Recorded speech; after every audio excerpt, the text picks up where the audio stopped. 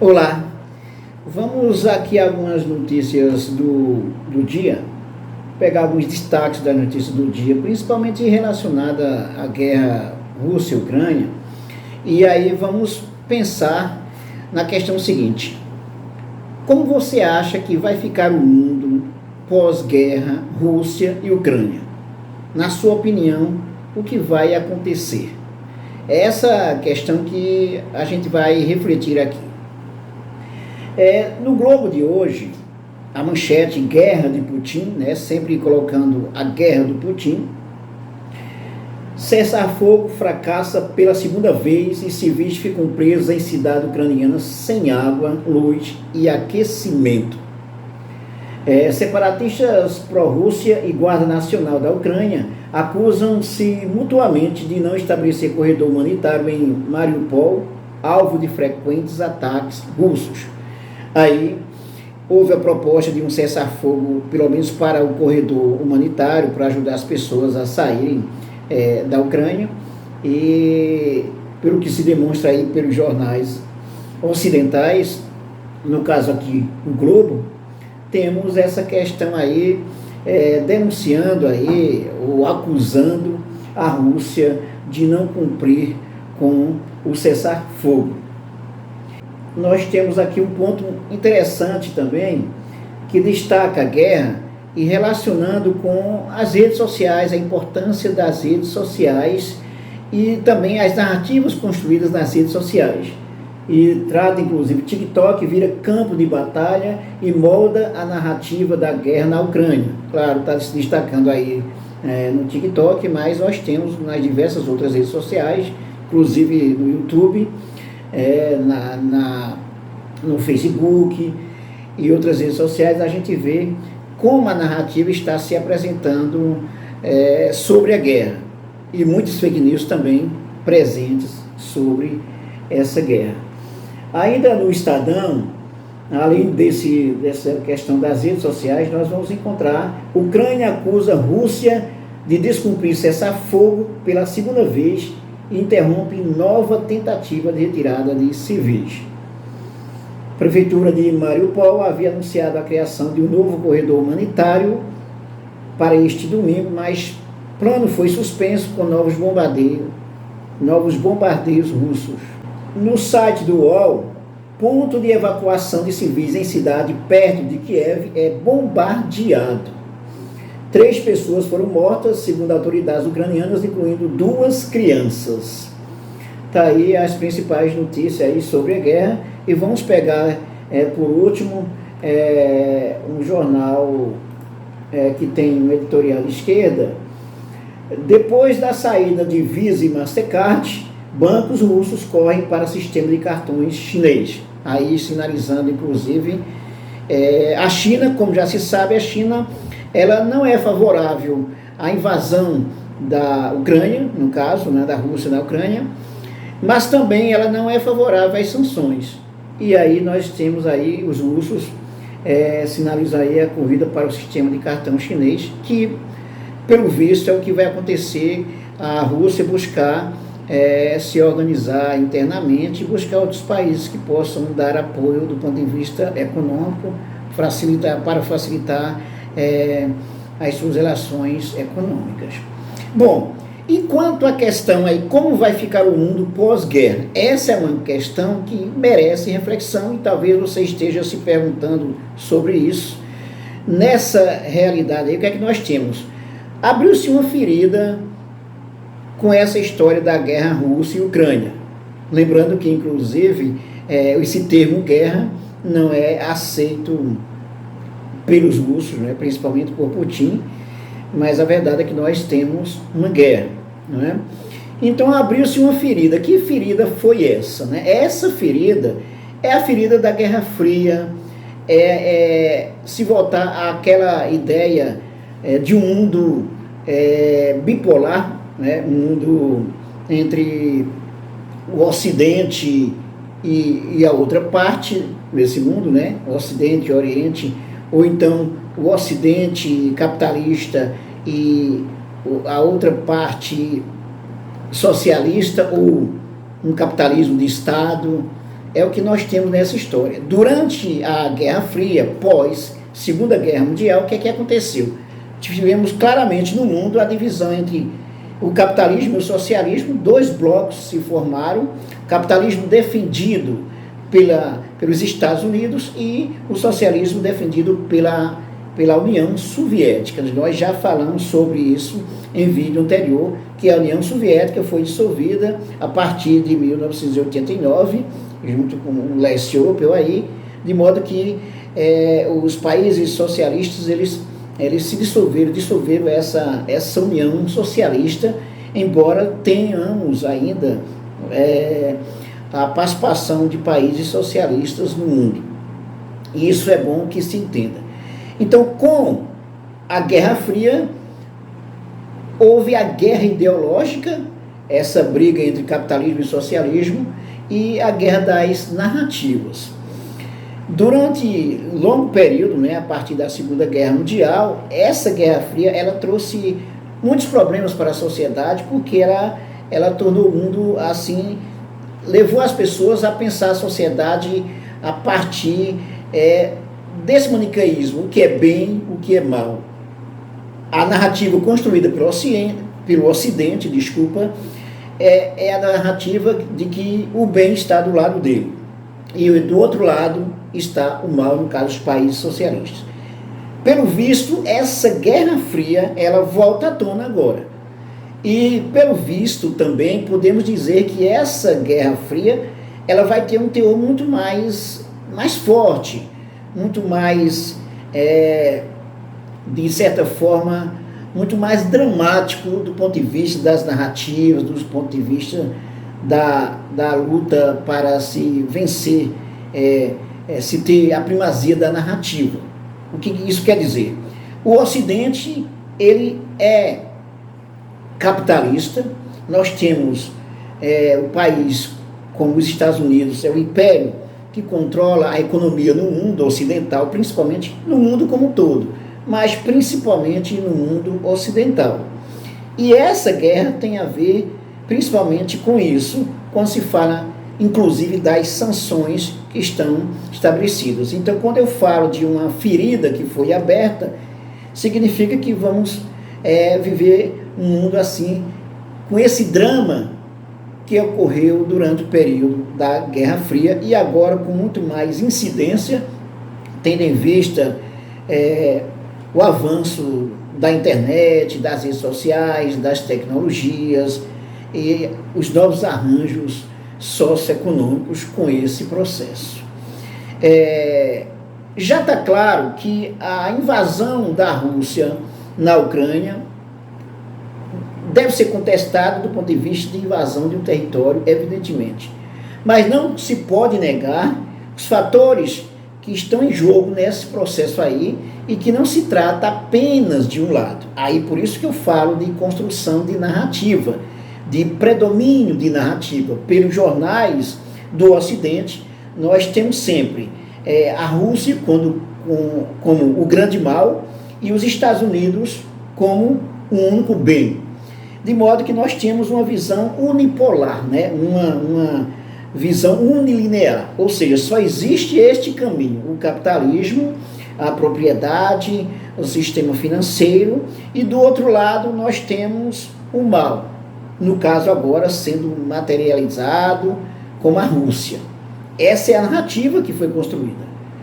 E eu repito aí, como já falei em outros vídeos, que eu não estou dizendo que a Rússia está fazendo certo invadindo a Ucrânia, mas é preciso entender o contexto. Como já adiantei, a questão da geopolítica, a interferência dos Estados Unidos, a OTAN avançando, coisa que era para ter sido, inclusive, já finalizada com o fim da União Soviética, mas com o fim da União Soviética nós temos o quê? Os Estados Unidos, dirigindo praticamente a OTAN, avança cada vez mais. E é nesse ponto aí que o Putin se sente ameaçado.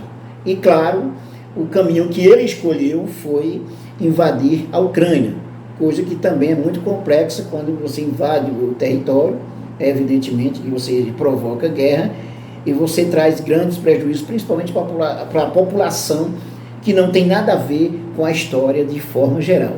Porque a guerra, como sempre digo, é coisa de ricos, coisas de magnatas e que colocam os pobres para se digladiarem e aí enfrentam todo tipo de situação dramática.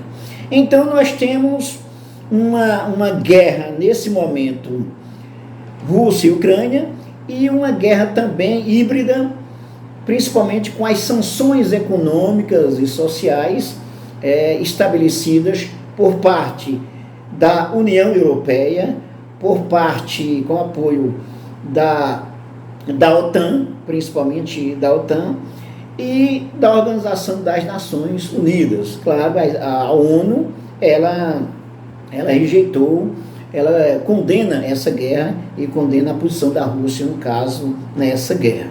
Então aí, o que é que nós temos? Fica claro nessa história, que mesmo com o fim dessa guerra, aí vai se pensar como vai ficar a Rússia, como fica o Putin, quais os caminhos que o Putin e a Rússia tomarão diante dessa situação.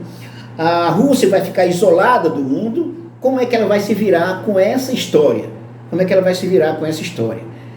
Pelo Ocidente, da parte ocidental, temos, de fato, um isolamento do mundo em relação à Rússia. O perigo que nós temos nessa história é a narrativa unipolar, unilinear, a partir da construção dos Estados Unidos nessa história, ou seja, da participação dos Estados Unidos nessa história, da participação do capitalismo nessa história. Porque quando você tem apenas uma narrativa com a única verdade, então como fica a outra parte? Porque não é apenas isso, né? Não existe a verdade apenas para um lado. Existem verdades, como podemos chamar assim. De modo que a Rússia, pelo que demonstra, ela vai resistir. É provável, muito provável, que ela ganhe a guerra do ponto de vista físico e material, claro, com a Ucrânia. Mas as sanções econômicas e sociais, elas tendem a isolar a Rússia, o Putin, do mundo. Mas isso não vai acontecer 100%, porque durante muito tempo a União Soviética, a Rússia, quando era a União Soviética, ela viveu durante mais de 70 anos, quase 80 anos, praticamente, com sanções estabelecidas a partir da Guerra Fria. Então isso significa que a Rússia, evidentemente, ela vai resistir, ela vai ter a sua forma de existir, e muito provavelmente ela vai ter o apoio econômico, social da China, mesmo com algumas críticas na participação da Rússia nessa guerra. Então a Rússia, ela resistirá, e ela vai também, essa guerra e esse final dessa guerra vai impor uma nova construção social no mundo, uma nova Guerra Fria, de modo que o capitalismo, o sistema capitalismo financeiro, internacional, ele tenta impor sempre a sua narrativa, a sua primazia. Mas, pelo caminho que está se desenhando, nós vamos ter uma Rússia que ela pode ficar isolada do Ocidente, mas não totalmente. Os efeitos das sanções econômicas, principalmente colocadas em relação à Rússia, vão trazer também prejuízos para o Ocidente, e principalmente do ponto de vista, por exemplo, da economia, da agricultura, no caso da produção de fertilizantes, a Rússia, que é uma grande produtora de fertilizante, essas relações aí também, elas vão ficar complicadas também para o Ocidente e também para o Brasil, que não tem fábricas de indústria de fertilizante. A única que teria, ela foi fechada, né? Com o governo Temer e o Jair Bolsonaro. Então isso já é um reflexo dessa história aí. Aí a gente entra num ponto interessante, que com essas sanções, a partir do final dessa guerra, seja lá o que aconteça, se a Rússia ganha ou perde, nós temos agora um novo panorama mundial que o capitalismo vai se fortalecer cada vez mais, mas existe uma questão aí, é a questão da multipolaridade, essa globalização que se estava capitaneada pelos Estados Unidos, pelo Império Americano, essa parte aí, ela não vai ficar mais como era, porque o mundo globalizado, a economia tende a se expandir cada vez mais, e mesmo sendo capitalista, podemos dizer capitalista de Estado, como é o caso também da China, vamos encontrar o quê? Um mundo no qual não se pode ver apenas o olhar, se ter o olhar apenas por parte do capitalismo americano, por parte do modelo de vida, de mundo propagado pelos americanos. Não se pode ter apenas essa democracia a partir da perspectiva americana, uma perspectiva unipolar. De modo que nós temos um mundo multipolar, também a partir de então, já desde o crescimento econômico da China. Nós temos, por exemplo, Estados Unidos, Rússia e China, mas a China é um país que tende a crescer cada vez mais, principalmente do ponto de vista econômico. E imagina-se, inclusive, que daqui a 5, 7 anos, a China ultrapassará os Estados Unidos do ponto de vista econômico. Então, essa guerra, ou esse pós-guerra, Rússia e Ucrânia, vai trazer reflexos, aí, vamos dizer, implicações muito fortes no mundo de forma geral, tanto no Ocidente quanto no Oriente. Nós vamos encontrar um novo mundo nesse processo aí, ok? Então não se trata de dizer, olha, Estados Unidos está certo, a Rússia está certa, eu sou a favor de A ou sou a favor de B. Não se trata disso. Nós temos um mundo globalizado do ponto de vista da economia, nós temos um mundo globalizado a partir do direcionamento do modelo capitalista, do sistema econômico capitalista. Esse sistema, ele é concentrador de riqueza, ele é excludente, ele provoca muita pobreza no mundo. Então, a tendência também é que esse mundo que estava polarizado apenas a partir dos Estados Unidos, esse mundo agora ele se amplia com essa globalização e com o crescimento econômico de países como a China. Do ponto de vista político, a ação da Rússia com a invasão à Ucrânia vai trazer inevitavelmente consequências, implicações. E essas implicações, elas tendem a levar também ao mundo de polarização. Aí não apenas porque a Rússia é o mal, é o grande mal, como se desenha por parte do Ocidente. É preciso entender de que forma os Estados Unidos, como império, o império capitalista, como é que ele se expande no mundo, como é que ele se mantém no mundo, como é que ele provoca as guerras, como já falei, de 248 conflitos até 2015, desde a Segunda Guerra Mundial, nós vamos ter, inclusive, o quê? A participação direta, iniciando conflitos por parte dos Estados Unidos em 201 países. Então, isso é muita coisa. A distribuição, inclusive, de armamentos nucleares em alguns países por parte dos Estados Unidos, isso é uma coisa que acontece. Então, a narrativa construída pelos Estados Unidos, construída pelo Ocidente, que se aponta nos jornais, nas agências de notícia, é sempre demonizando o outro lado, como no caso a Rússia. Você vai dizer, claro, mas se a Rússia invadiu a Ucrânia, é claro que ela cometeu um grande erro. Sim, cometeu um grande erro também, mas é preciso entender quais os fatores que levaram a esse contexto. Qual o papel dos Estados Unidos nesse processo? Qual o papel da OTAN nesse processo? E como é que vai ficar o mundo daqui para diante? Então a gente vai se perguntar, por exemplo, o capitalismo se fortalece? A tendência é de um capitalismo se fortalecer, mas a tendência também é de se ter até um capitalismo de Estado, uma participação mais ampla, uma participação maior do Estado no que diz respeito aos direitos sociais, aos serviços essenciais da sociedade, como aconteceu com o Estado de Bem-Estar Social a partir da Segunda Guerra Mundial. Então, se critica esse modelo globalizante e capitalista pela pobreza que tem constituído no mundo, que não tem modificado, que não tem mudado isso. Então, uma coisa é real, é fato. A pobreza no mundo é fruto da exploração, fruto da ganância, é fruto do modelo de globalização capitalista do mundo. E isso precisa ser pensado, isso precisa ser mudado.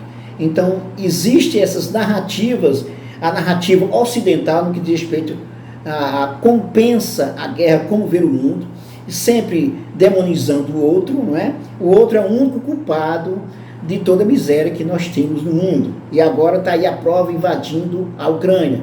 E que não é bem dessa forma. Que fique bem claro, não estou defendendo aqui a invasão russa na Ucrânia. Estou mostrando quais os possíveis fatores que levaram a essa situação aí, que levaram a essa situação de guerra, e principalmente a partir do início do nosso vídeo, tentando refletir aqui, trazer elementos para a reflexão sobre como vai ficar o mundo a partir dessa guerra Rússia-Ucrânia, a partir do final dessa guerra, como as coisas vão se configurar, qual o papel dos Estados Unidos nessa história, qual o papel da Rússia nessa história, dos países socialistas nessa história. É isso que vai ficar. E estamos voltando a uma guerra fria, inevitavelmente, a uma guerra ideológica, inevitavelmente. Ok? É isso aí. Se você gostou do nosso vídeo, não esqueça de dar um like, dar o seu gostei. Inscreva-se no canal se ainda não se inscreveu e também comente e compartilhe os nossos vídeos para os seus amigos e para as suas amigas. Até mais.